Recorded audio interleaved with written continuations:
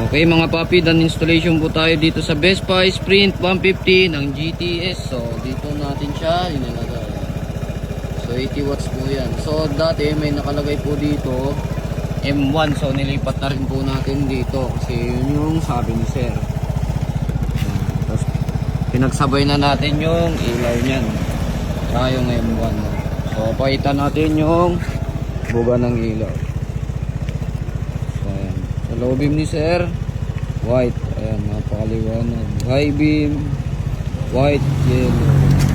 Tapos kinonect natin siya sa may passing ni sir.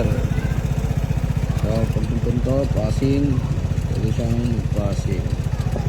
Ginamit nating switch, Domino 3-way switch. So dito natin siya pinisto, ayan. Okay.